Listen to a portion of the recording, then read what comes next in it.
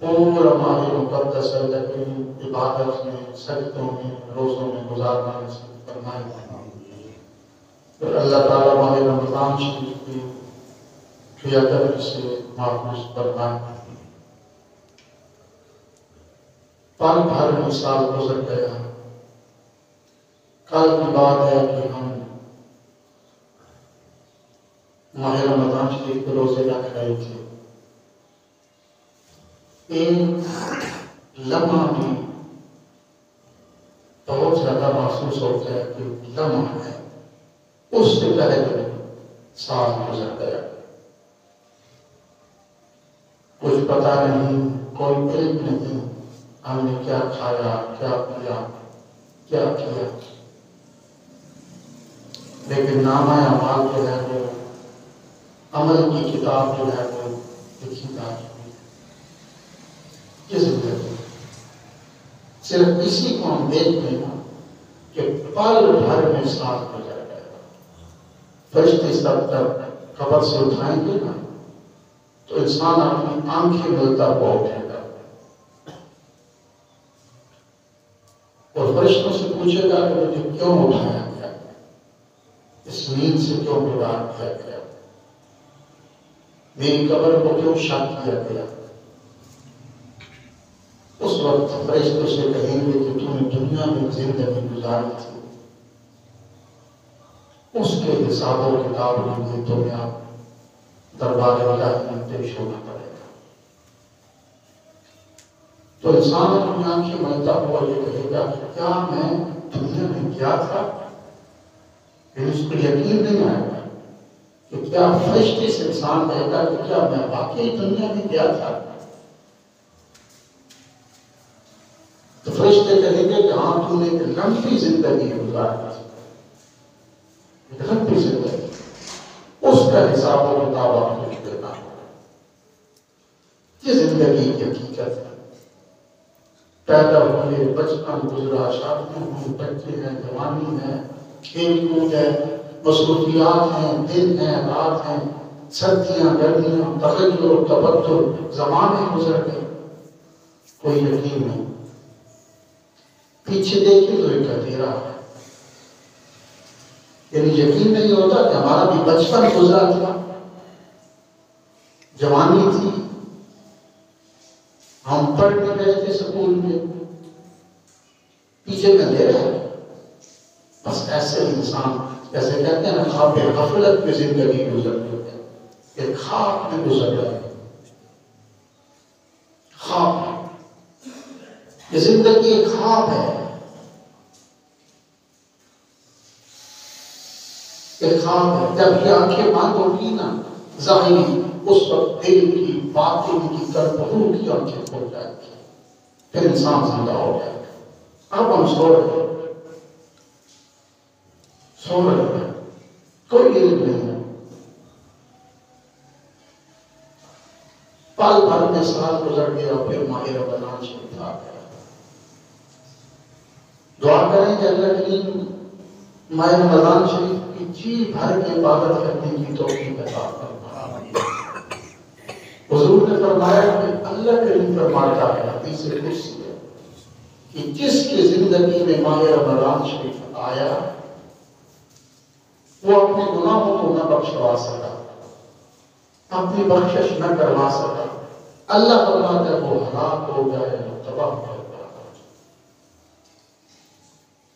ہم ماہ رمضان شریف میں کتنی معافیاں مانگتے ہیں گناہوں کی، بس جماعت کے ساتھ، قاری صاحب کے ساتھ نماز پڑھی، قاری صاحب نے جو دعا مانگ دی، عربی میں مانگ دی، ہمیں کوئی پتہ نہیں کیا ہے۔ اور اگر اپنی بھی نماز پڑھ لی تو پھر ایک ہاتھ منہ پہ اور دوسرا راستے پہ جاتے ہوئے، واپس جاتے ہوئے پھر دوسرا ہاتھ منہ پہ پھرتے، کوئی پتہ نہیں۔ اور جب دعا مانگے تو کسی مشکل کے لیے مانگتے ہیں کہ اللہ رزق دے دے، پریشانی ہے ختم ہو جائے، شادی ہو جائے، اچھا کاروبار ہو، اچھے بچے ہوں، یہی دعا مانگتے ہیں۔ کم و بیش ہے کہ ہم نے اپنے گناہوں کی معافی مانگی، یا اللہ تو بخش دے، معاف کر دے، اس طرف سے ہم بے فکر ہے، وہ اپنی کتاب ہی، وہ کاپی ہی، وہ برکت پھاڑ دے رہا ہے۔ جبکہ اللہ فرماتا ہے یہی استغفار ہے کہ تو گناہوں کی معافی مانگتا جا، استغفار کرتا جا، میں تجھے رزق عطا کرتا جاؤں گا۔ رزق کی یہ دعا نہ مانگے، کوئی بھی دعا نہ مانگے، نہ صحت کے لیے مانگے، نہ رزق کے لیے مانگے، نہ اولاد کے لیے مانگے، کوئی دعا نہ مانگے، ایک دعا مانگتے رہے، اللہ بس تو معاف کر بخش دے۔ یہی تو دعا تمہاری ساری دعاؤں کی قبولیت کا سبب ہے۔ رزق بھی مل جائے گا، اولادیں بھی سنور جائیں گی، زندگی سے بے سکونی اور بے چینی بھی ختم ہو جائے گی، ٹینشن بھی ختم ہو جائے گی۔ اللہ کو شادہ رزق بھی دے گا، حلال کا رزق بھی دے گا۔ لیکن جو چیز ہم نے اللہ سے مانگنی ہے وہ ہم نہیں مانگتے، گناہوں کی معافی نہیں مانگتے، کبھی نہیں مانگتے۔ لیکن ایک چیز ہے، ایک ہے مقدر تقدیر، ایک ہے محنت، توجہ ہے، ایک مقدر ہے، ایک محنت ہے۔ اللہ فرماتا ہے بندے جب تو ماں کے پیٹ پہ 40 دنوں کا تھا نا، یہ 4 مہینوں کا تھا، یہ 40 دنوں کا تھا، دونوں کا، تو میں نے ایک فرشتے کو بھیجا تھا کہ جس دن تیرے پیدا ہونے سے لے کر مرنے تک تیرا سارا رزق ایک ہی تھا۔ اب جو لکھا جا چکا وہی رزق تمہیں ملے گا، اس سے ذرہ برابر نہ زیادہ ہوگا نہ کم ہوگا، رزق تمہیں وہی ملے گا۔ حلال طریقے سے کماؤ گے تو اس میں برکتیں آ جائیں گی، ایک کمانے والا ہوگا 10 پہ پورا ہو جائے گا۔ حرام طریقے سے کماؤ گے تو 10 کمانے والے ہوں گے، ایک پر بھی پورا نہیں ہوگا۔ تو فرمایا کہ وہ تو تمہارے مقدر میں ہے، لکھا جا چکا وہی ملے گا۔ اب تم نے محنت رزق کے لیے نہیں کرنی، آخرت کے لیے کرنی، اس کامیابی کے لیے۔ اور انسان آج کا الٹ کرتا دنیا کے لیے محنت شروع کر دی اور آخرت کو مقدر پہ چھوڑ دیا کہ جو ہوگا پھر دیکھا جائے گا۔ جب اللہ فرماتا ہے یہ تو تمہیں لکھا جا چکا جو مقدر میں وہی ملے گا، آخرت محنت سے ملے گی۔ ہم نے دنیا کے لیے دوڑ دھوپ شروع کر دی، دن راتیں کر دیا رزق، اور آخرت کو ہم نے مقدر پہ چھوڑ دیا۔ بالکل آج کا انسان الٹ چل رہا، بالکل الٹ چل رہا۔ اس کو کامیابی کیسے ملے گی؟ کہاں سے کامیابی اس کی زندگی میں آئے گی؟ یہی کامیابی ہے۔ ایک ہے کہ اللہ فرماتا ہے بس تو اپنے گناہوں کی معافی مانگتا ہے، مجھے راضی کرتا ہے، اور کچھ بھی نہ مانگ، گناہوں کی معافی مانگتا ہے، اللہ معاف کرتا ہے، معاف کرتا ہے۔ وہ اللہ بڑا کریم ہے، بڑا کریم ہے۔ اس نے ماہ رمضان شریف کیوں عطا فرمایا؟ ہم اس میں بعد میں پڑھیں گے، حضور تشریف لے گئے تھے جب معراج شریف تھے، وہاں پہ حضور نے مکاشفات پہلی قوموں کے جو آواز حضور کو دکھائے گئے۔ ہر قوم عذاب کے اندر مبتلا تھی، جو فرض نماز نہیں کرتے تھے، جو زکوٰۃ نہیں دیتے تھے، جو زنا کا ارتکاب کرتے ہیں، جو راستوں کا حق ادا نہیں کرتے تھے، جو سود کھاتے ہیں۔ ہم اس کا سارا پڑھیں۔ حضور نے ساری قوموں کی آواز دیکھی، پریشان ہو گئے، یا اللہ کیا ہو؟ اللہ کریم نے پھر حضور کی تسلی کے لیے، تشفی کے لیے، اطمینان قلب کے لیے ماہ رمضان عطا فرمایا۔ پھر حضور نے فرمایا یا اللہ کی سخت ہے شیطان، بڑا بھالے گا، ڈاکٹا ہے، طاقتور ہے، شیطان کا مقابلہ مشکل ہے، بندہ نہیں کر سکتا۔ اس کی مثال ایسی ہے کہ آپ علماء دیتے ہیں کہ اگر آپ کسی دوست کو ملنے کے لیے جاتے ہیں اور اس کے دروازے پر کتا بیٹھا ہے، اب آپ اس کے دروازے تک نہیں پہنچ سکتے، کتا دروازے کے سامنے بیٹھا ہے، اب قریب جاتے ہیں، کتا کو حملہ ہوتا ہے، ہم کیا طریقہ ہوگا؟ کیا پتھر اٹھا کے کتے کو ماریں گے؟ نہیں، کتا حملہ کرتا ہے۔ اب اس کا طریقہ یہ ہے کہ آپ اپنے دوست کو آواز دے کہ تو آ اور اپنے دروازے کے راستے سے کتے کو ہٹا، میں تجھے ملنا چاہتا ہوں۔ یہی طریقہ اللہ کے دروازے پہ کہ کتا بیٹھا ہے شیطان، اس کو شیطان کہتے ہیں، یہ نہیں آگے جانے کا، تم پہ حملہ آور ہوگا۔ اب خود انسان کو حکم ہے کہ تو شیطان کا مقابلہ نہیں کر سکتا۔ اب تو اپنے رب سے کہا کہ ربی انی مغلوب فانتصر، اللہ میں کمزور ہوں، اس کے مقابلے میں میری مدد فرما۔ شیطان کو اپنے راستے سے ہٹا، میں تیری بارگاہ تک آنا چاہتا ہوں، تجھ تک پہنچنا چاہتا ہوں۔ خود انسان شیطان کا مقابلہ نہیں کر سکتا، نہیں کر سکتا، نہیں کر سکتا۔ شیطان کا مقابلہ انسان خود نہیں کر سکتا۔ جب بھی تم نے کہنا ہے تو یہی کہنا ہے کہ یا اللہ شیطان کی شر سے محفوظ کرنا، اور ساتھ کہنا ہے اس سے بھی بڑا ایک ہمارا دشمن ہے نفس، شیطان سے بڑا ہمارا دشمن ہے نفس اندر، تو تمہیں فتوے دیتا ہے کہ تو ٹھیک ہے، تو بالکل ٹھیک ہے، تو 100% ٹھیک ہے، تو غلطی کر ہی نہیں سکتا، گناہ کر دیا تو کیا ہوا؟ یہ شیطان سے سخت اور ظالم ہی اندر کا جو ہے نا نفس ہوتا بیٹھا ہوگا، ان دو کا مقابلہ ہے۔ اب دیکھیے ماہ رمضان شریف میں شیطان آج جو چاند طلوع ہوگا تو تمام سرکش شیاطین زنجیروں میں جکڑ دیا جائیں گے۔ یہی بڑے آپ سنتے ہیں تمام شیاطین کو قید کر دیا جائے گا، زنجیروں میں جکڑ دیے جائیں گے۔ اس کے باوجود انسان پھر گناہ کرتا ہے، نماز پہ نہیں آئے گا، دنیا داری کی طرف دوڑے گا، روزہ نہیں رکھے گا، رکھ کے بے ادبی کرے گا، پھر گناہ ہوتا رہے گا۔ اب شیطان تو ہے نہیں، شیطان تو زنجیروں میں بند ہے، شیطان تو ماہ رمضان شریف میں بندے پہ حملہ نہیں کر سکتا، پھر انسان گناہ نہیں کرتا ہے۔ علماء لکھتے ہیں اس لیے کہ وہ جو نفس اندر ہے نا، نفس انسان کا، یہ انسان سے گناہ کرتا ہے۔ یہ نفس جو سو کو تمہیں فتویٰ دیتا ہے نا، سو جا، تھکا ہوا ہے، بعد میں قضا کر لینا، زور کے ساتھ پڑھ لینا، کوئی بات نہیں کیا ہوا، ایک ہی نماز ہے، اللہ بڑا کریم میں بخش دے گا۔ یہ جو اندر سے فتوے دیتا ہے اندر سے، یہ ماہ رمضان شریف میں گناہ کرواتا ہے۔ تو کہتے ہیں شیطان تو بات ہے، پھر بھی ہزاروں میں گناہ ہے تو شیطان کا قصور اس میں نہیں ہے، یہ نفس ہے جو کروا رہا ہے، اور شیطان سے کئی گنا زیادہ جو انسان طاقت والا ہے وہ نفس ہے، نفس۔ حضور نے فرمایا جب بندے کی روح نکل جائے گی تو یہ نفس اندر ہے کتے کی صورت میں آئے گا، اندر سے نکلتا ہے نا، ایک کتے کی صورت میں آ کر اس کی روح نکلی میت پر اس پر بھونکے اور کہے گا ساری زندگی تو میری مانتا رہا، رب کی نہیں مانی، میں نے تجھے کہا مجھے اچھا کھانا کھلا تو اچھا کھلاتا رہا، میں نے کہا حرام کھلا تو مجھے حرام کھلاتا رہا، میری تو مانتا رہا، تو اس قابل ہے کہ مجھ پہ بھونکا جائے۔ حضور نے فرمایا وہ نفس کتے کی صورت میں آ کر اس پر بھونکے گا اور چلا جائے گا۔ آج ہم اس نفس کو خوش کرنے کے لیے کیا کچھ نہیں کرتے، صرف اس نفس کے لیے سب کچھ کرتے۔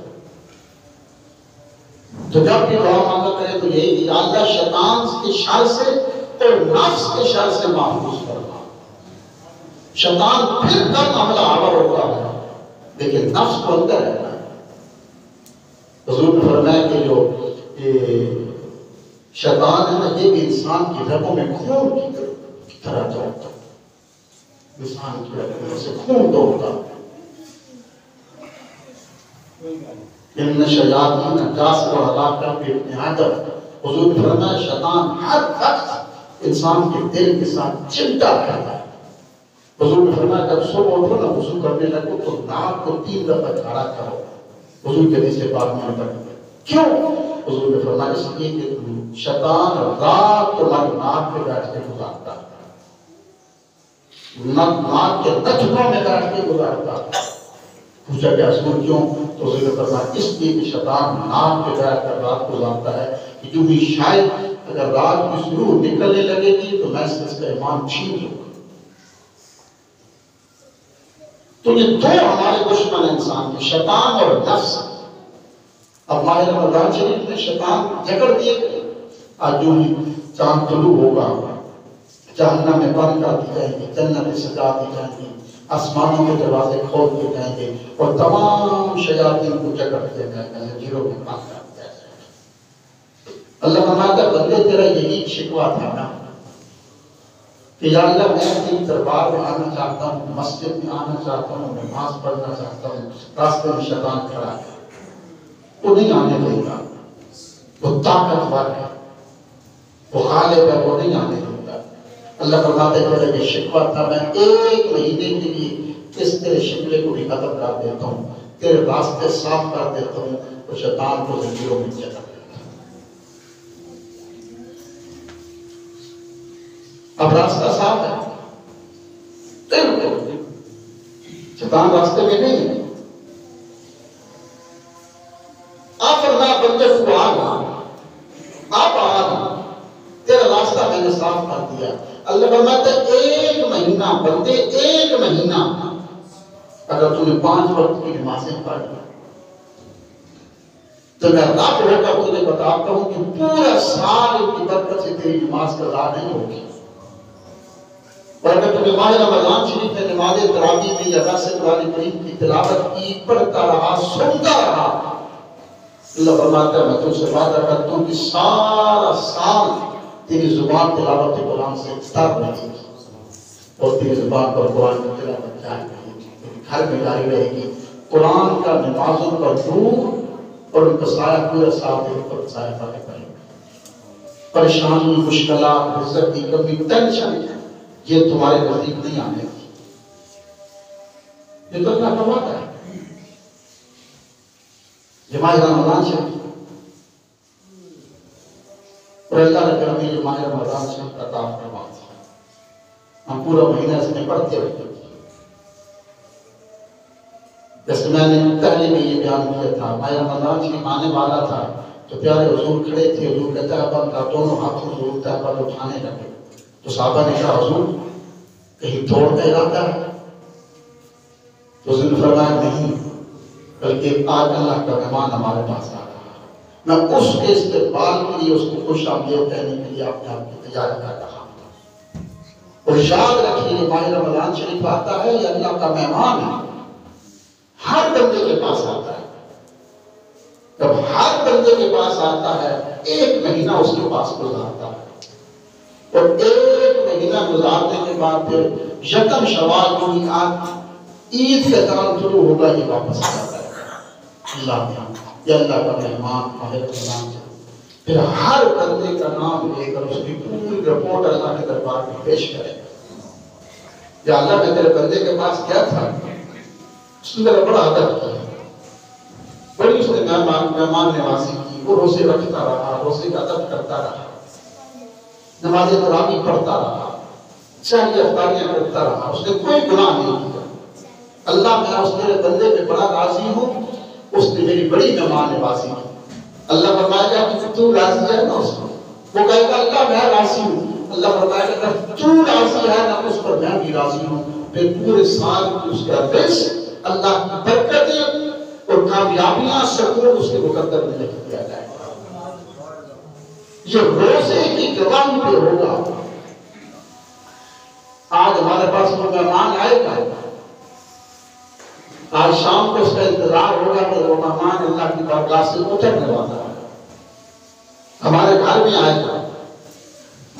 مسلمان تو بڑے مہمان نواز ہوتے ہیں، حضور کے غلام بڑے مہمان نواز ہوتے ہیں، تو پھر ہم سے بات کریں، بڑے مہمان نواز ہوتے ہیں۔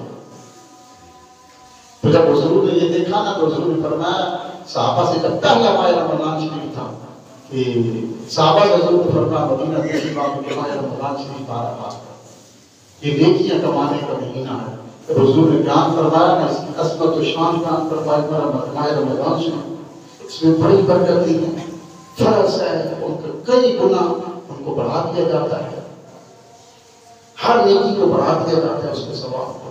جب صحابہ نے حضور کی زبان سے اس کی برکتیں سنی نا تو صحابہ نے پھر مدینہ طیبہ میں ماہ رمضان شریف سے 2 دن پہلے اعلان کر دیا، جس نے کوئی رمضان شریف کے لیے سامان خریدنا ہے، عید کے لیے خریدنا ہے، وہ خرید لے۔ رمضان کا چاند طلوع ہوگا تو مدینے کا بازار بند ہو جائے گا، کیونکہ یہ ماہ رمضان شریف پیسے دولت کمانے کا مہینہ نہیں ہے، یہ نیکیاں کمانے کا مہینہ ہے۔ پھر وہ صحابہ نیکیاں کماتے تھے، اور ایک ہم کہتے ہیں ہم نے تو پورے سال کی روٹی کر کے اسی مہینے میں اکٹھی کرنی ہے نا، پورے سال کی روٹی۔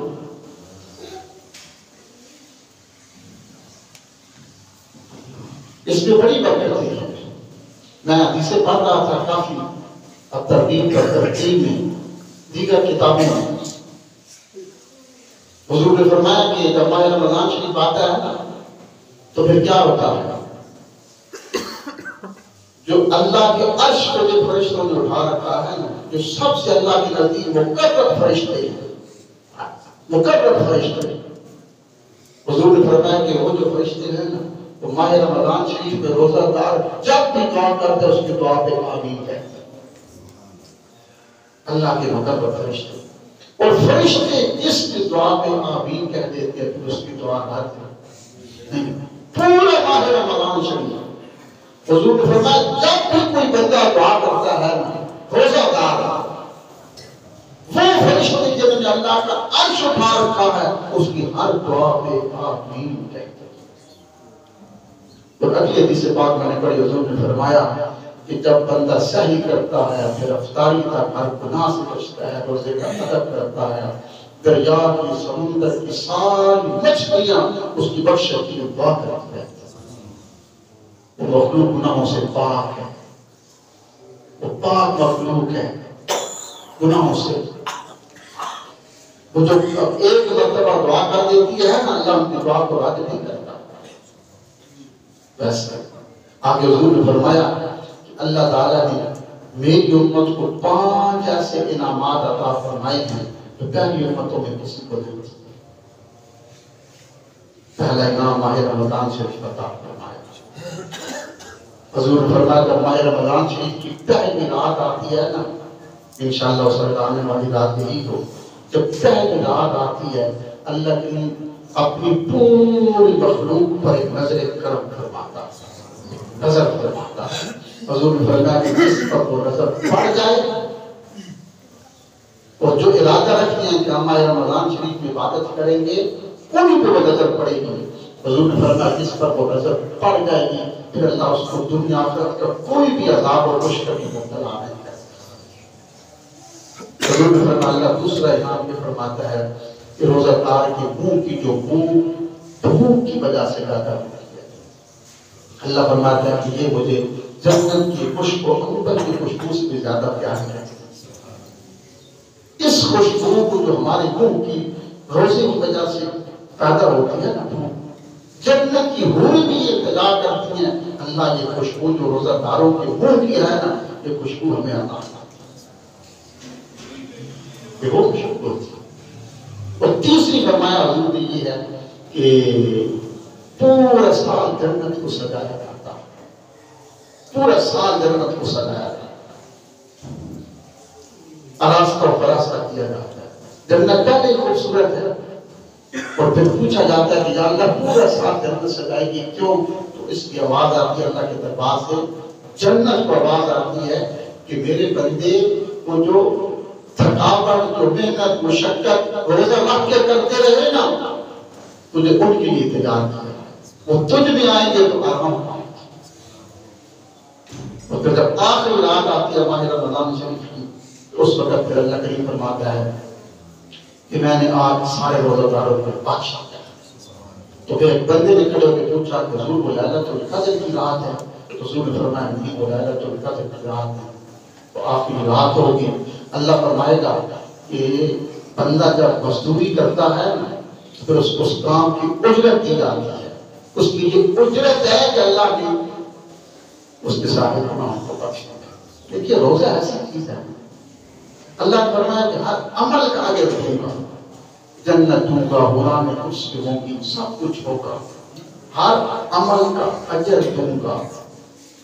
حدیث پاک سننا، ہر عمل کا اجر دوں گا، اللہ روزے کا اجر میں خود ہوں۔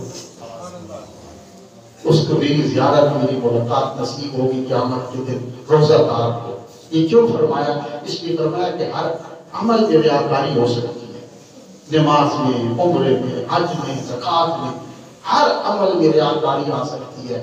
یہ روزہ واحد ایسا عمل ہے کہ جو صرف اور صرف بندے اور خدا کے درمیان میں خلاص ہے۔ اس روزے میں کوئی بھی ریاکاری نہیں ہو سکتی۔ بندہ اندر بھی جا کے تو پانی کا گھونٹ پی سکتا ہے، بند کمرے کے اندر بھی جا کے پانی کا گھونٹ پی سکتا ہے، لیکن نہیں پیتا۔ اللہ فرماتا ہے کہ خالصتاً ایک ایسی عبادت ہے جو صرف میرے اور بندے کے درمیان۔ اور یاد رکھنا کہ کبھی روزے کی بے ادبی نہ ہونے دینا۔ میں پڑھ رہا تھا حضرت سیدنا علی مرتضیٰ کرم اللہ تعالی وجہ کریم، آپ کوفے کے قبرستان میں تشریف لے گئے۔ اس وقت جو مسلمان تھے نا، جن کو آخرت کی فکر تھی، خوف تھا، وہ قبرستان میں جایا کرتے تھے۔ ہم ان کو بھی دیکھیں، بڑے بڑے تاجر، بڑے بڑے دکاندار، بزنس مین، دولت مند سیاستدان، وڈیرے بادشاہ مٹی کے نیچے سو گئے۔ بظاہر میں مٹی کی مورتیاں، لیکن ان کے نیچے جہان آباد ہے، جہان آباد۔ تو وہاں جایا کرے قبرستان، فکر آخرت نصیب ہوتی۔ کوئی پیچھے جانے والا نہیں ہوتا، بیوی چھوڑ کے، بچے چھوڑ کے، بلڈنگیں یہاں پہ رہ گئی۔ یقین جانے 2025 جا رہا ہے، 2025 ہے، 2125 میں یعنی 100 سال کے بعد اگر اللہ نے دوبارہ قبروں سے اٹھائے کہ دوڑے جیلن بازار کا چکر لگا کے آؤ، تو ہمارے گھروں پہ دوسرے لوگ کھاپے سو، ان دکانوں پر اور کھاپے سو گے، نہ دکانوں میں گھسنے دیں گے